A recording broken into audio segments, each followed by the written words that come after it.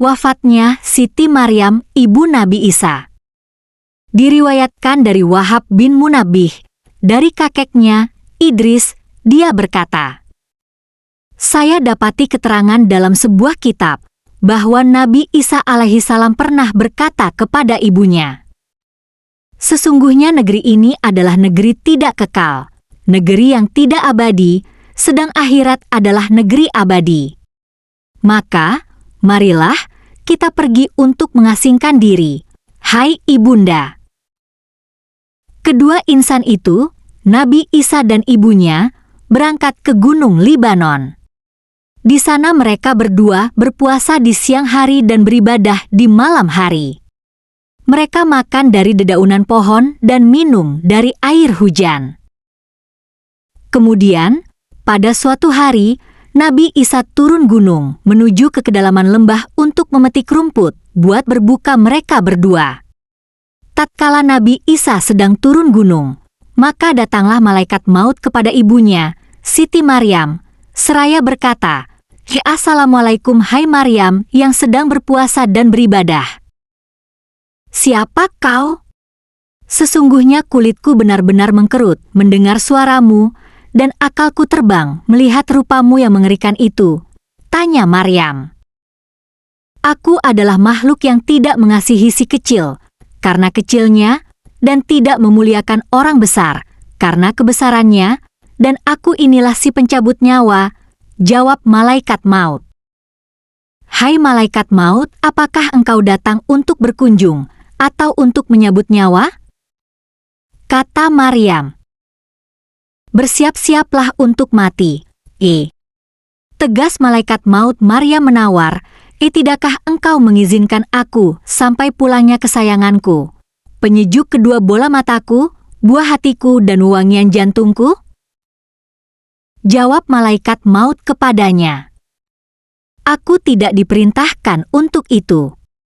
Aku hanyalah seorang hamba yang diperintahkan untuk itu. Demi Allah, aku tak bisa mencabut nyawa seekor nyamuk sekalipun. Karena Tuhanku benar-benar telah menyuruh aku untuk tidak menggeser telapak kakiku dari telapak kaki yang lain sebelum aku mencabut nyawamu di tempat ini. Hai malaikat maut, aku pasrah kepada perintah Allah Ta'ala. Maka laksakanlah perintah Allah itu kepadaku." Sahut Maryam. Malaikat maut pun mendekat kepadanya dan mencabut nyawanya. Sementara Nabi Isa tidak segera datang di waktu itu, sampai masuk waktu Isya yang terakhir. Dan tatkala beliau mendaki gunung dengan membawa rumput dan sayur-sayuran, beliau memperhatikan ibunya yang tengah tidur di tempat ibadahnya.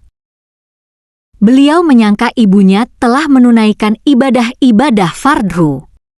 Oleh karena itu, beliau letakkan rumputnya, lalu menuju tempat sembahyang, dan terus bersembahyang sampai malam.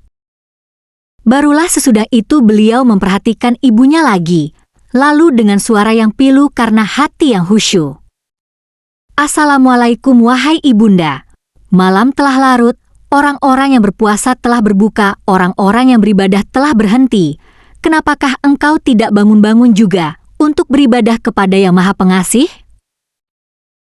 Namun Nabi Isa balik berkata, "Sesungguhnya ada pula tidur yang nyaman."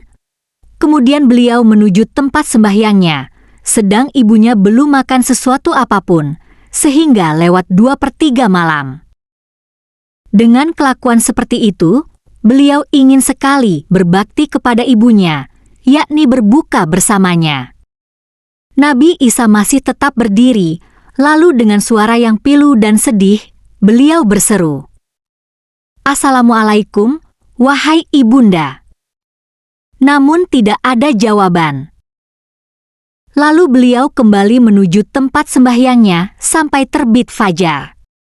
Setelah itu, barulah beliau menempelkan pipinya pada pipi ibunya seraya memanggil dengan menangis terseduh-seduh, "Assalamualaikum, wahai ibunda, malam telah lewat dan siang segera datang, sekarang inilah saatnya menunaikan kewajiban kepada Yang Maha Pengasih." Maka, Menangislah para malaikat di langit dan menangis pula jin-jin di sekelilingnya, sementara gunung di bawahnya bergetar. Lalu Allah Ta'ala pun mewahyukan kepada para malaikat, "Kenapa kalian menangis? Ya Tuhan kami, Engkau lebih tahu." Jawab para malaikat, maka Allah Ta'ala mewahyukan, "Memanglah aku lebih tahu dan akulah yang pengasih di antar mereka yang pengasih." Dan tiba-tiba terdengarlah suatu seruan memanggil, "Hai Isa, angkatlah kepalamu.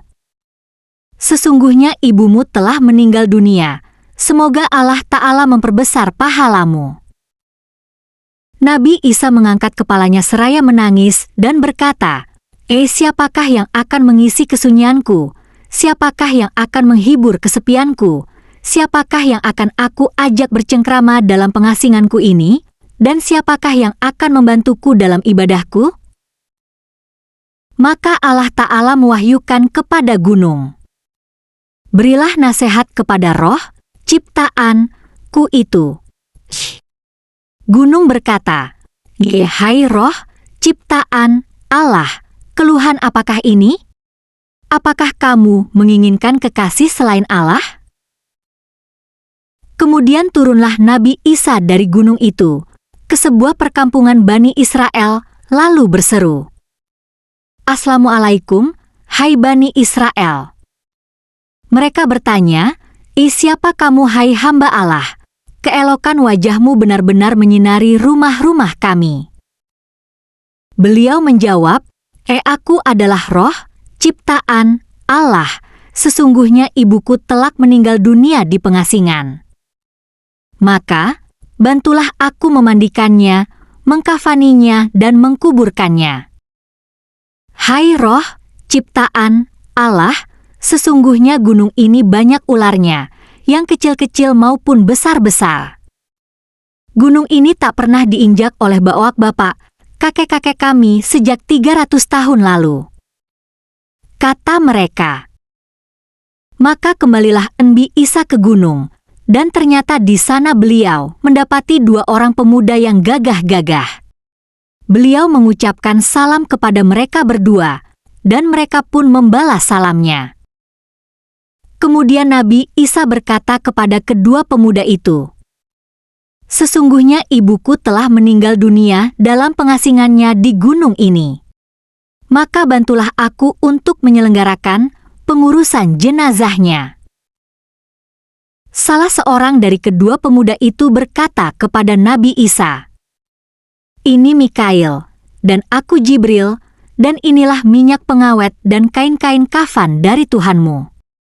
Sesungguhnya bidadari yang bermata jeli sekarang ini telah turun dari surga dan memandikan ibumu serta mengkafaninya." Sementara itu, malaikat Jibril membelah kuburnya di puncak gunung, dan mereka pun menguburkan Siti Maryam di sana setelah mereka menyalatinya dan mengantarkan jenazahnya. Selanjutnya, Nabi Isa berdoa, "Ya Allah, sesungguhnya Engkau mengetahui tempatku dan mendengar perkataanku dan tidak tersembunyi bagi-Mu sesuatu pun dari urusanku. Sesungguhnya ibuku meninggal dunia, sedang aku tidak menyaksikannya ketika ia wafat. Maka, izinkanlah ia berbicara kepadaku." Allah Ta'ala mewahyukan kepada Nabi Isa, "Sesungguhnya aku telah mengizinkan ibumu." Maka, datanglah Nabi Isa, lalu berdiri di atas kubur ibunya. Dan beliau berkata pada ibunya dengan suara pilu, "Assalamualaikum, wahai ibunda."